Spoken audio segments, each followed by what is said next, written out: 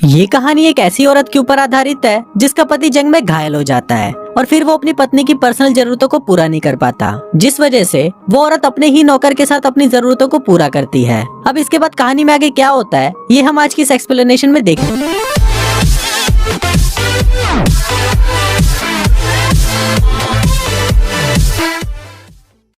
Film का नाम है लेडीज चैटरलीज लवर और ये फिल्म 2015 में रिलीज हुई थी। मूवी की शुरुआत में हम कुछ लोगों को देखते हैं जो एक खदान में काम कर रहे होते हैं। तभी अचानक वहाँ एक धमाका होता है और ओलिवर नाम का एक आदमी जो उस खदान में काम करता था वो उनकी मदद के लिए भागता है और लोगों को बाहर निकालता है। पर उनमें से टेडी नाम के एक आदमी की मौत हो जाती है और उसकी डेड बॉडी को उसके घर पहुंचाया जाता है। इसके बाद एक पार्टी में हम कोनी नाम की एक खूबसूरत लड़की को देखते हैं। तभी उसके पास एक आदमी आता है जिसका नाम क्लिफर्ड चैटरली था और वो बहुत अमीर था। अब कुछ देर तक बातें करने के बाद वो दोनों एक दूसरे से इम्प्रेस हो जाते हैं और साथ में डांस करने लगते हैं। लेकिन कोनी के दोस्त डंकन को ये बिल्कुल भी पसंद नहीं आता क्योंकि वो भी कोनी से प्यार करता था।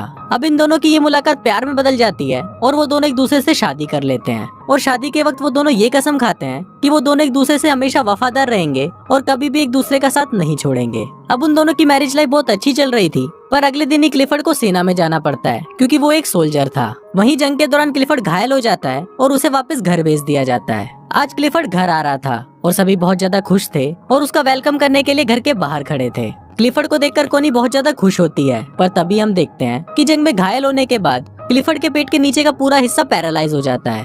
अब क्लिफर्ड अपनी हालत से लाचार था और वो सबको थैंक यू बोलकर अंदर आ जाता है। वहीं कोनी क्लिफर्ड को जिंदा देखकर खुश तो हो रही थी, पर वो भी अंदर ही अंदर बहुत दुखी थी। उनकी खुशियों भरी जिंदगी में कभी ऐसा मोड़ भी आएगा ये किसी ने सोचा नहीं था। इसी बात से दुखी होकर क्लिफर्ड खुद को मारने की कोशिश भी करता है, पर तभी कोनी उसे रोक लेती है और वो उसे विश्वास दिलाती है कि वो हमेशा उसके साथ रहेगी। अब इसकी दूसरी तरफ हम ओलिवर को देखते हैं जो अपनी मंगेतर को लेटर लिख रहा होता है। इस बार ओलिवर किसी खदान में काम नहीं कर रहा था, बल्कि इस बार वो जंग में था।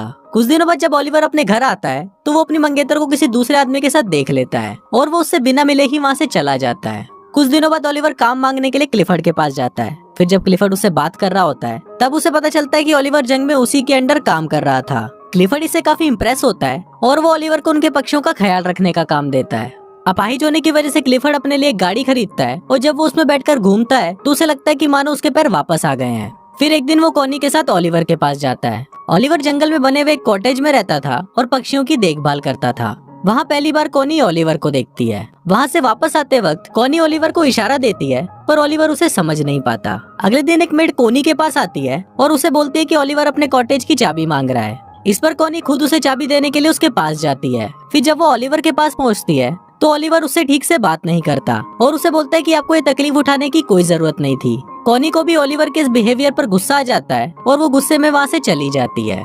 अगले दिन ओलिवर कोनी को एक लेटर लिखता है जिसमें वो अपने बर्ताव के लिए उससे माफी मांगता है। इसके बाद कोनी फिर से उससे मिलने के लिए उसके कॉटेज में जाती है जहाँ ओलिवर अपनी शर्ट उतारकर काम कर रहा था। फिर जब कोनी उसके बदन को देखती है तो उसके भी तन बदन में आग लग जाती है। ये देखकर कोनी खुद को कंट्रोल नहीं कर पाती और वो ओलिवर के पास जाने लगती है, पर तभी ओलिवर भी उसे देख लेता है और अपनी शर्ट वापस पहन लेता है क्योंकि वो कोनी की इज्जत करता था। कोनी को वो जगह बहुत पसंद थी, इसलिए वो ओलिवर को बोलती है कि मैं हर रोज यहाँ पर पेंटिंग करने आऊंगी। इस पर ओलिवर उसे बोलता है कि मैं ये जगह आपके लिए साफ कर दूंगा और मैं किसी और जगह चला जाऊंगा। कोनी उसे बोलती है कि तुम्हें कहीं भी जाने की जरूरत नहीं है और तुम उससे इतना भाग क्यों रहे हो। यहाँ कोनी ओलिवर से गुस्सा हो जाती है और वहाँ से जाने लगती है, लेकिन तभी बारिश आ जाती है, इसलिए वो ओलिवर के साथ उसके कॉटेज में चली जाती है जहाँ वो दोनों आग जलाकर खुद को गर्म करने लगते हैं। पर तभी ओलिवर वहाँ से उठ जाता है क्योंकि वो कोनी के इरादे समझ रहा था। कोनी उससे पूछती है कि तुम मुझसे दूर क्यों भाग रहे हो, तो ओलिवर उसे बोलता है कि मैं तुमसे दूर नहीं भाग रहा, बस मैं डर रहा हूँ क्योंकि अगर क्लिफर्ड को हमारे बारे में पता चल गया तो मेरी नौकरी चली जाएगी।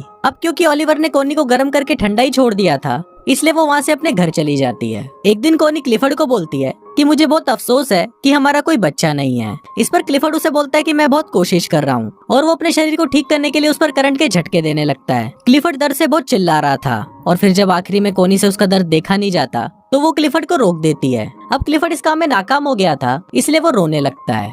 अब इसके अगले दिन कोनी जंगल में जाती है और वहाँ पर बैठकर एक डायरी पढ़ने लगती है, पर तभी उसे ओलिवर के काम करने की आवाज सुनाई देती है और वो तुरंत उसके पास चली जाती है। जहाँ पहुंचकर वो छोटे चूजों को देखती है और उनको देखकर रोने लगती है। उन बच्चों को देखकर वो अपने बच्चे को याद करती है जो शायद अब कभी भी पैदा नहीं होगा। अब कोनी को रोता हुआ देखकर ओलिवर उसके पास आता है और उसे गले लगा लेता है। अब ओलिवर भी कोनी को पसंद करने लगा था, इसलिए वो उसे अपने साथ अपने कॉटेज में ले जाता है जहाँ वो दोनों घपाघप करते हैं। अब कोनी पूरे दिन ओलिवर के साथ ही रहती है और फिर जब शाम होने को आती है तो ओलिवर उसे घर छोड़ने उसके साथ जाता है।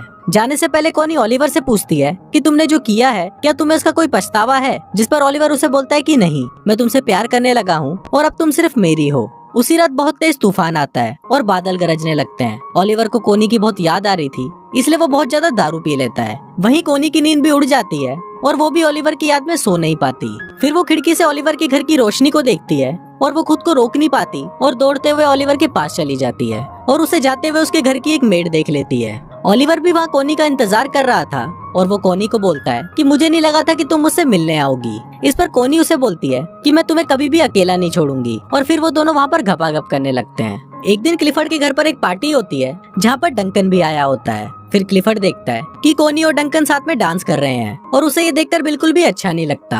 अगली सुबह क्लिफर्ड कोनी को बोलता है कि तुम्हारे लिए तुम्हारे पति से ज्यादा इम्पोर्टेंट एक बच्चा पैदा करना है। कोनी हमेशा से एक बच्चा चाहती थी और क्लिफर्ड को लगता है कि इसीलिए कोनी डंकन के करीब जा रही है। पर इस बात से कोनी बहुत गुस्सा हो जाती है, जिस पर क्लिफर्ड उसे कहता है कि उसे इस बात से कोई फर्क नहीं पड़ता कि तुम किसी से भी बच्चा पैदा करो, बस वो बच्चा मेरा होना चाहिए। अब इस बात से गुस्सा होकर कोनी ओलिवर के पास चली जाती है और उसके साथ गपागप करती है। एक दिन कोनी को पता चलता है कि वो प्रेग्नेंट है तो वो इस बारे में क्लिफर्ड को बताती है। क्लिफर्ड ये सुनकर बहुत खुश होता है और वो कोनी से उस आदमी का नाम पूछता है, पर कोनी उस आदमी का नाम उसे नहीं बताती। एक दिन क्लिफर्ड ओलिवर से मिलने उसके पास जाता है और वो कोनी को भी अपने साथ चलने को बोलता है। अब वो दोनों जा ही रहे होते हैं पर तभी ओलिवर पीछे से आता है और वो कोनी को किस करने लगता है। अभी दोनों किस कर ही रहे होते हैं पर तभी क्लिफर्ड कोनी को आवाज लगाता है। दरअसल क्लिफर्ड की गाड़ी कीचड़ में फंस गई थी। तभी वहाँ पर ओलिवर आता है और वो उसकी गाड़ी को धक्का लगाने लगता है, पर इसी दौरान वो जोर जोर से खांसने लगता है। दरअसल ओलिवर जब खदान में काम करता था तो उसके लंग्स खराब हो गए थे। अब फाइनली ओलिवर उसकी गाड़ी को कीचड़ से निकाल देता है और खांसता हुआ वहाँ से चला जाता है। थोड़ी देर बाद कोनी ओलिवर के पास आती है तो ओलिवर उसे गुस्से में बताता है कि उसने 12 सालों तक उनकी खदानों में काम किया और अपने लंग्स खराब किए और इसके बाद उसे जंग के लिए फ्रांस भेज दिया गया। वो बोलता है कि मेरी लाइफ तुम लोगों जैसी नहीं है, इसलिए तुम अपने पति के पास चली जाओ। अब एक दिन कोली की मेड मिस बोल्टन ओलिवर के कॉटेज में आती है जहाँ उसे कोनी की डायरी मिलती है और उस डायरी को देखकर उसे समझ आ जाता है कि कोनी के पेट में जो बच्चा है वो ओलिवर का है। एक दिन क्लिफर्ड आने वाले बच्चे की खुशी में अपने घर पर एक पार्टी रखता है, पर तभी वहाँ पर मिस बोल्टन आती है और वो क्लिफर्ड को बता देती है कि कोनी के पेट में जो बच्चा है वो ओलिवर का है। फिर जब कोनी क्लिफर्ड से मिलती है तो क्लिफर्ड उससे बहुत नाराज हो जाता है। इसके बाद कोनी मिस बोल्टन के पास जाती है और उससे पूछती है कि तुम्हें ये बात किसने बताई, पर इस पर मिस बोल्टन उसे कुछ नहीं बताती।